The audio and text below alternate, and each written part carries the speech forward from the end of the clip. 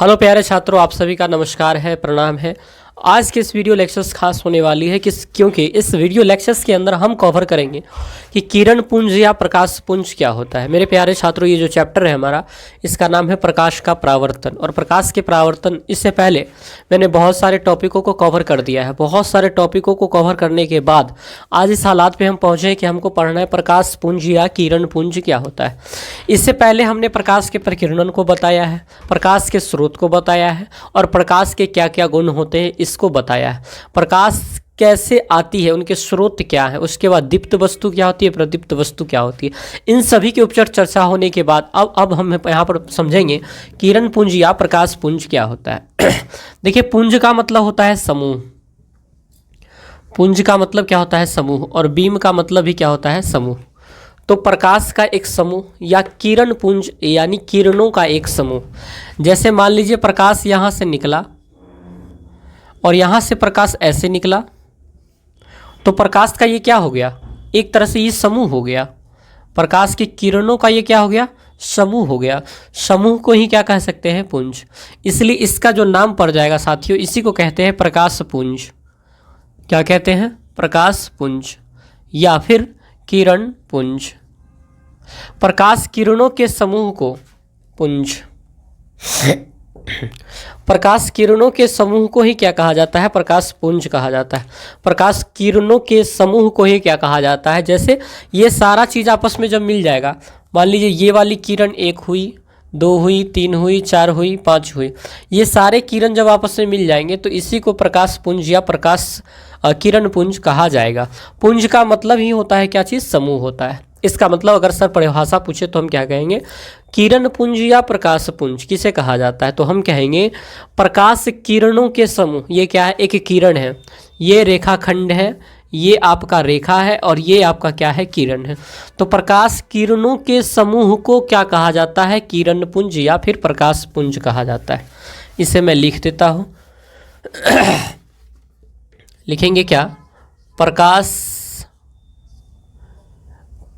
किरण पुंज या प्रकाश पुंज। तो प्रकाश के किरणों के समूह को, किरणों के समूह को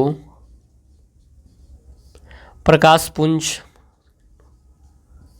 प्रकाश पुंज या किरण पुंज या फिर किरण पुंज, इंग्लिश में beam of light, beam of light कहते हैं। प्रकाश किरणों के समूह को क्या कहा जाता है? प्रकाश किरणों के समूह को प्रकाश पुंज या फिर किरण पुंज कहा जाता है। प्रकाश किरणों के समूह को प्रकाश पुंज या किरण पुंज कहा जाता है। अब जरा देखिए कि इसे हम कैसे कहते हैं। कि मान लीजिए अब इसके अगर प्रकार को पढ़ना है तो हम मान लेते हैं कि यहाँ से प्रकाश अगर निकला तो हो सकता है प्रकाश निकलने के बाद ये सीधी रेखा में चली जाए सारा का सारा किरण पुंज। ये प्रकाश का जो पुंज है, हो सकता है कि ये पूरा का पूरा सीधी रेखा में चली जाए। और सीधी रेखा में जाने का मतलब ये और ये लाइन आपस में पैरेलल दिख रहा है। कैसा दिख रहा है? पैरेलल दिख रहा है, समांतर दिख रहा है। ये पहली कंडीशन हो सकती है। दूसरी कंडीशन हो सकती है कि मान लीजिए यहाँ से प्रकाश निकला, ऐसे प्रकाश निकला और यहाँ से प्रकाश निकलने के बाद ऐसे हो गया, ये चारों दिशाओं में फैल गया। ये ऐसा भी हो सकता है, मतलब ए पॉइंट से निकलने के बाद बहुत सारे दिशाओं में फैल गया, ऐसा भी हो सकता है। तीसरी क्या हो सकती है कि बहुत सारी दिशाओं से आकर के एक ही जगह पे प्रकाश टकरा गया। इधर से आया, इधर से आया, इधर से आया, इधर से आया और इधर से आया, एक ही जगह पे प्रकाश मिल गया। देखिए, 3 कंडीशन हो सकती है प्रकाश पुंज के। या तो प्रकाश की किरण जो है वो पैरेलल चलते जाए, ये प्रकाश की किरण जो है एक दूसरे के पैरेलल हो जाए, या तो एक बिंदु ए से निकल करके सभी दिशाओं में फैल जाए, या सभी दिशाओं से आकर के ए पे मिल जाए। 3 कंडीशन। इसको कहा जाता है समांतर। और एक बिंदु से निकलकर चारों तरफ को फैलने को कहा जाता है अपसारी। क्या कहा जाता है? अपसारी। और चारों तरफ से आकर के एक बिंदु पर मिलने को कहा जाता है अभिसारी। देखिए, इसे क्या कहा जाता है? समांतर, अपसारी और इसे कहा जाता है अभिसारी। इसका इंग्लिश बहुत अच्छा है। इसको कहा जाएगा पैरेलल और अपसारी का मतलब होता है फैलना।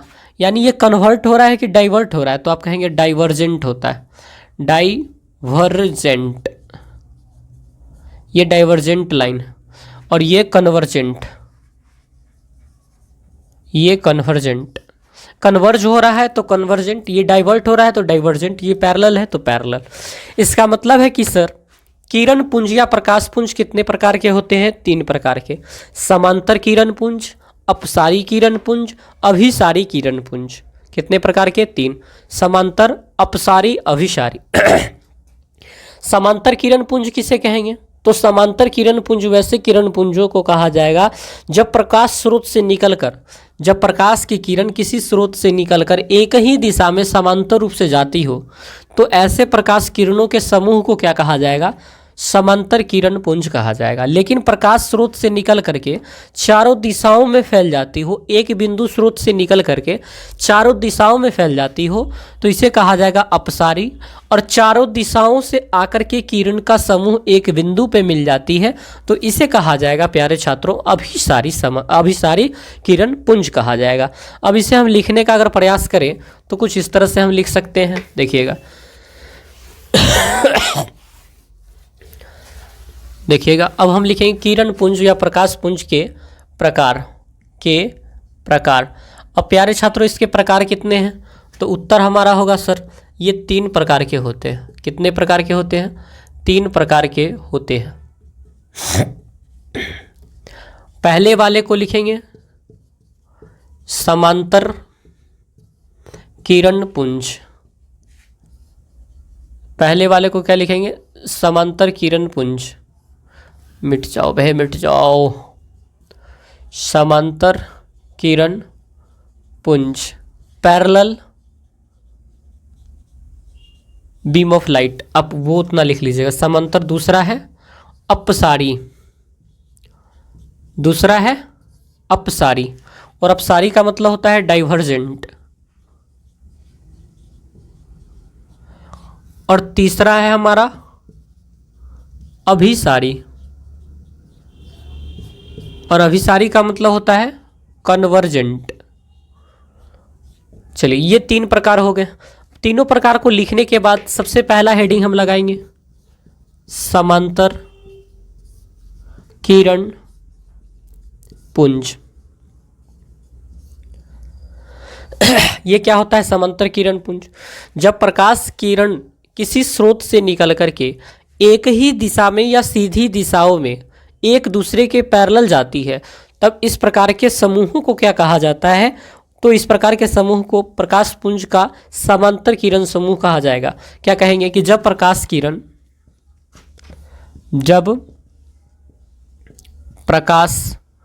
किरण किसी स्रोत से निकलकर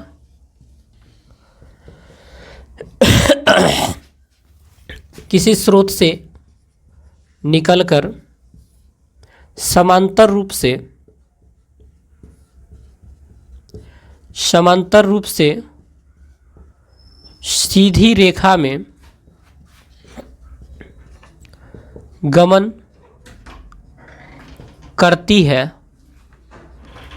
तब उसे समांतर किरण पुंज कहा जाता है। समांतर किरण पुंज कहा जाता है जब प्रकाश किरण किसी स्रोत से निकलकर समांतर रूप से सीधी रेखा में गमन करती है, तब उसे समांतर किरण पुंज कहा जाता है। जैसे इसका अगर हम एग्जाम्पल बनाना चाहें तो मान लीजिए ये टॉर्च हमारा है और ऐसा टॉर्च है कि इसकी किरण एकदम स्ट्रेट लाइन में निकलती है, तो ये हमारा कौन सा प्रकार हो जाएगा? इसको कहा जाएगा समांतर किरण पुंज। चलिए अब दूसरा किरण पुंज हम कहते हैं दूसरा किरण पुंज हमारा क्या हो जाएगा? दूसरा जो हमारा हो जाएगा वो है अपसारी यानी डाइवर्जेंट। तो लिखेंगे कि जब प्रकाश की किरण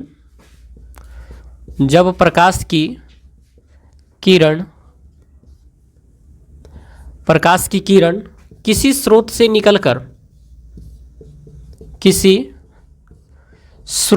निकलकर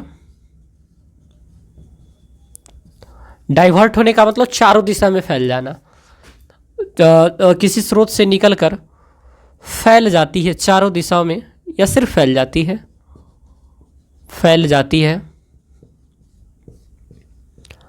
तब इसे क्या कहा जाता है? अपसारी, अपसारी किरण पुंज कहा जाता है। जैसे अगर एग्जाम्पल बनाना हो तो देखिए यहाँ ऐसा मान लीजिए कोई टॉर्च है जहाँ से प्रकाश निकली और देखिए चारों दिशाओं में ये फैल रही है। ये हमारा क्या हो जाएगा? ये हमारा हो जाएगा अपसारी, अपसारी किरण पुंज। लेकिन ऐसा हो कि चारों दिशा से प्रकाश आए और एक ही बिंदु पे टिक जाए। जैसे दांत का डॉक्टर ऊपर से प्रकाश भेजता है, लेकिन फेस पे ही अगर प्रकाश आता है तो इसे कहा जाएगा इसका उल्टा, इसको कहेंगे अभिसारी। अब इसे मिटा करके हम अभिसारी को बताते हैं।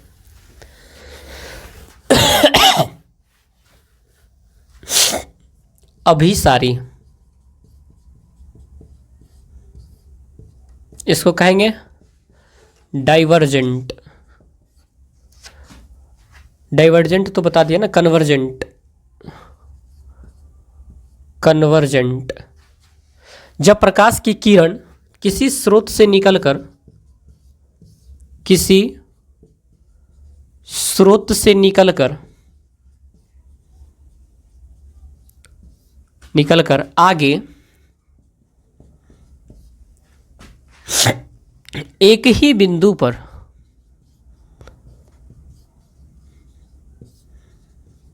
मिलती है,